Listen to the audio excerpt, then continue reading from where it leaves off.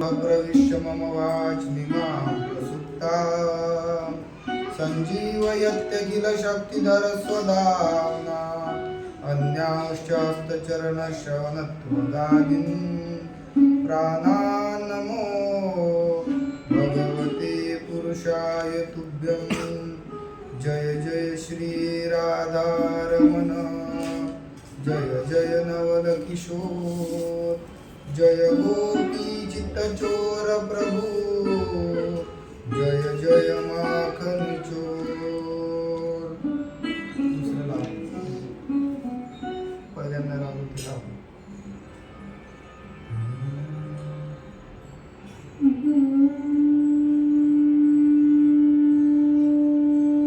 हे मध्ये लावजा एकदम सुरुवातीला ते लावतो ना पहिल्यांदा आपण वरती आहे सुरुवातीला ते लाव.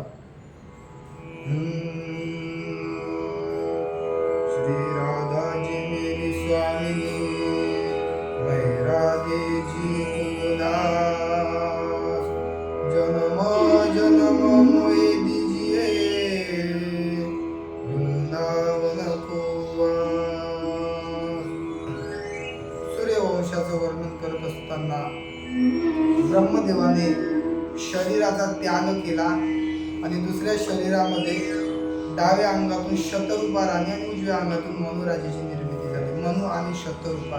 इथून पुढे मैथुन धर्माने स्त्री आणि पुरुष धर्माने सृष्टीचा विस्तार झाला. त्यांना 5 अपत्य झाली. आकुती, देवहूती आणि प्रसूती. प्रसूती, आकुती, देवहूती. प्रियव्रत आणि उत्तानपाद. 5 2 मुलं 3 मुली. लेडीज फर्स्ट असल्यामुळे पहिल्या मुलींचा शास्त्राने स्त्रियांना प्रथम प्राधान्य दिलेलं आहे.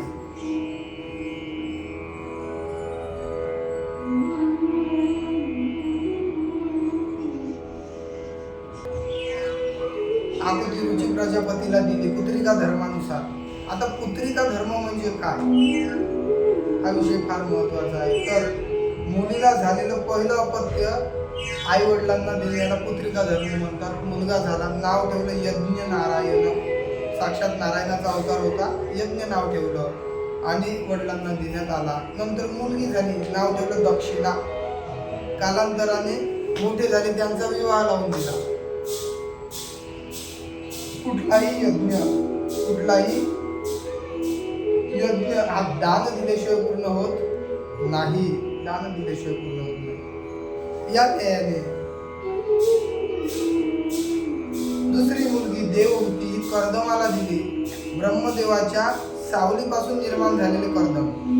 आणि त्यांनी 10,000 वर्ष तपश्चर्या केली. काय तपश्चर्या असेल? तपाचे सामर्थ्य कपिल राम चिरंजीवी कल्पवती नांदे. तप फार महत्वाचं आहे जीवनामध्ये. तप म्हणजे काय? तर जे साध्य आहे जीवनामध्ये, जे ध्येय आहे, त्या ध्येयासाठी रोज तपणे, रोज धावणे, रोज संघर्ष. तप या शब्दाचा अर्थ सामान्य भाषेत जर करायचा झाला तर संघर्ष असा येईल. रोज तपणे त्या विषयासाठी. रात्र रात्र जागणे, अभ्यास करणे, साधना करणे साध्य प्राप्ती करता. ज्या काही गोष्टी केल्या जाते साध्याच्या प्राप्ती करता, ते साध्य करत असताना केलेली जी क्रिया आहे त्या क्रियेला तप असे म्हणतात. कर्ता कर्म आणि क्रिया. ही क्रिया फार महत्वाची आहे. कर्ता कर्म आणि क्रिया. जे कर्म केले जाते, जी क्रिया केली जाते तिला तप असं म्हणतात. आणि त्याचं सामर्थ्य मनुष्य साध्याची प्राप्ती करतो.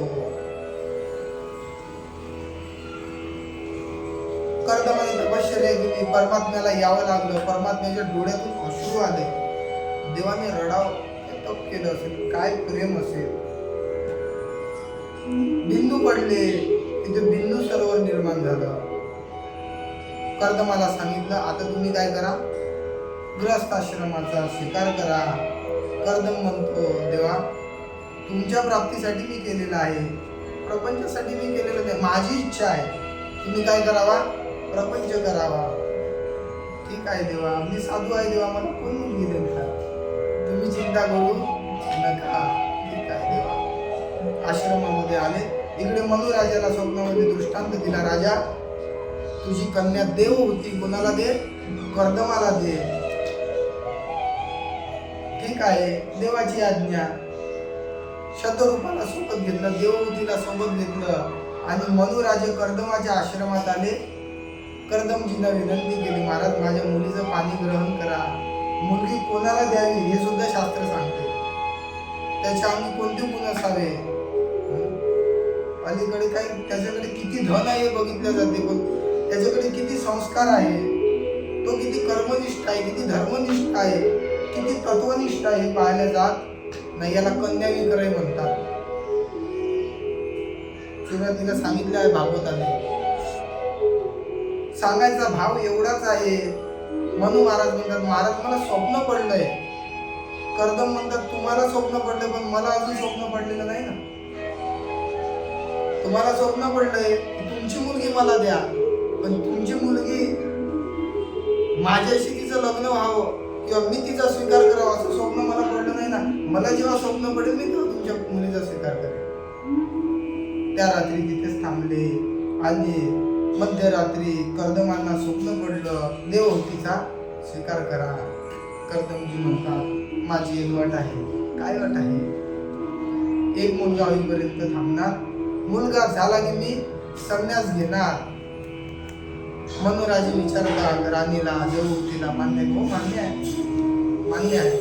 मान्य केलं आणि अनेक दिवस लग्न लागले, अनेक दिवस सेवा करू लागले. ऋषी तपश्चर्या करू लागले. खूप वर्षानुवर्ष लोटले, दिवसागणिक दिवस लोटले. सेवा करत आहे. सेवा करता करता एक दिवस विचारू लागले, देवहूती सेवा करून शरीर जीर्ण झालं, किती सेवा करावी? तुका म्हणे, देवा त्यांची केली पावे ऐसा संतांचा महिमा, झाली बोला याची सीमा. ऐसा संतांचा महिमा, संत सेवा किती उत्तम आहे. पतीची मता अनुसरोनी पतिव्रता अनायासी आत्महिता भेटीची ना. ज्ञानोबा गोड वर्णन करतात. देवहूतीने सेवा केली. कर्दमजी विचारतात, काय अपेक्षित आहे? माग. म्हटले, महाराज तुम्ही सांगितलं होतं आपल्याला काय होणार आहे? मुलगा होणार आहे. माझी इच्छा आपल्याला मुलगा व्हावा, अर्थात तुम्ही प्रपंच करावा माझ्याशी. ठीक आहे. सरस्वती नदीच्या पाण्यामध्ये, कुंडामध्ये पाठवलं. स्नान करून आली. सुंदर दिव्य शरीर निर्माण झालं. त्या शरीरामध्ये जे जीर्णत्व होतं ते नष्ट झालं, दिव्यता प्राप्त झाली आणि सुंदर असं विमान सजवलं. त्या विमानामध्ये विहार करू लागले. फार सुंदर होतं, विमानाचं वर्णन आलेलं आहे. विहार करता करता एक मुलगी झाली. ऋषी निघाले. ही फार हुशार होती देवहूती. म्हटली, महाराज कुठे निघाले? अगं म्हटले, नियमाप्रमाणे एक अपत्य झालं की कुठे निघालो? वनाच्या दिशेने निघालो. महाराज आपली कबुली तशी नाही ना. मग कशी काय कबुली आहे? मुलगा? अरे मुलगा काय मुलगी काय? नाही महाराज तुम्ही बोलले होते ना मुलगा होईपर्यंत थांबणार. असं याला म्हणतात चतुर. जिचा मालक एवढा आहे, तपस्वी आहे, ते काय सामान्य चतुर असेल का? चतुर भगवंता. नुसतं फार महत्वाची गोष्ट ही आहे, कर्दमाने देवाला काय मागितलं होतं? देवा तुला मला लग्नच करावं असं वाटतंय ना, मग मला पत्नी अशी दे की जिचं प्रेम तुझ्यावर असणार आहे. जिचं प्रेम कोणावर असणार आहे? तुझ्यावर असणार आहे, माझ्यावर नाही म्हटलं. ज्यावेळेला भगवंताने कर्दमाला म्हटलं तुम्ही गृहस्थाश्रम स्वीकार करा, हो देवा मान्य आहे, पण मला अशी पत्नी द्या की जिचं प्रेम तुमच्यावर असेल तर मला मान्य आहे. देवहूतीचं भगवंतावर फार प्रेम होतं. चतुरा तो शिरोमणी गुण लावण्याची गादी. त्याची भक्त सामान्य चतुर असेल का? ती सामान्य चतुर नव्हती. ती म्हटली महाराज मुलगाच पाहिजे नियमानुसार. ठीक आहे. दुसरी मुलगी झाली. म्हणजे आता 2 मुली झाल्या. आता थांबलं पाहिजे आपण. महाराज मुलगा होईपर्यंत तर थांबणार नाही.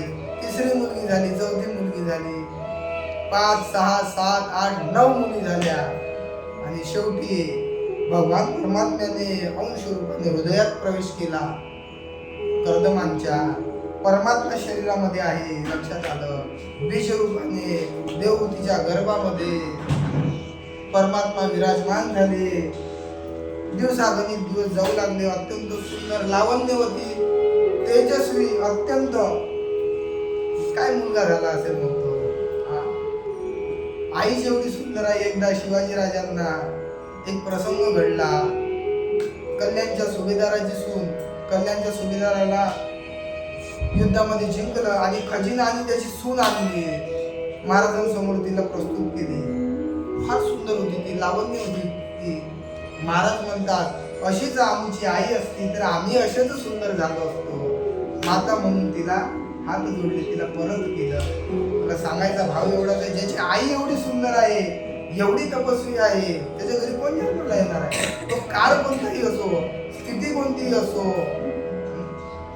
मागे आपण पुढं उदाहरण बघणार आहोत. सप्तम स्कंदामध्ये प्रल्हादाची कथा येणार आहे. सांगायचा मुद्दा एवढाच आहे,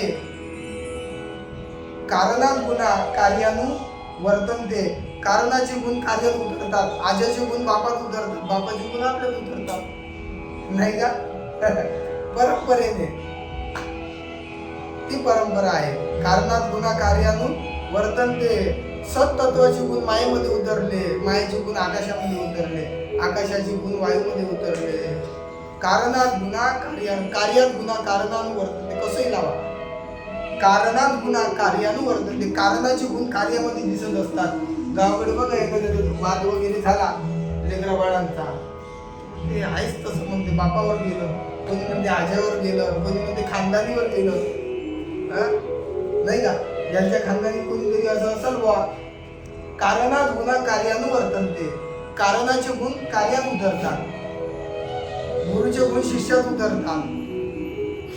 शिष्याचे गुण समाजावर परिणाम करतात, राष्ट्राची निर्मिती करतात, परंपरेचं उत्थान करतात. ना तरी आदि गुरु शंकरा लावणी शिष्य परंपरा. समर्थांचे गुण छत्रपती शिवाजी महाराजांमध्ये उतरले होते, तुकोबारांचे गुण उतरले होते, आईसाहेबांचे गुण उतरले होते. म्हणून अनेक राजे होऊन गेले, पण एकच महाराणा, एकच छत्रपती, एकच धर्मवीर. का? कारणात गुन्हा कार्यानु वर्तनते. स्वातंत्र्यवीर, कर्मवीर, धर्मवीर, किती वीर सांगायचे. कारणाचे गुण आहे. मुद्दा हा सांगायचा होता. मुली झाल्या 9 आणि कपिल भगवान आता जन्माला आले. आईच एवढी सुंदर, कपिल भगवानाने सगळ्यांना मोहित केलं. निघून गेले. कर्दमजी म्हणतात आज्ञा द्यावी, आता येतो आम्ही. निघाले, शोक करू लागले. त्यावेळेला कपिल मुनी आईला सांगतात, आई हा संसार अनित्य आहे, नित्य नाही. हा संसार अनित्य आहे. अनित्यम असुखम. याने कोणाला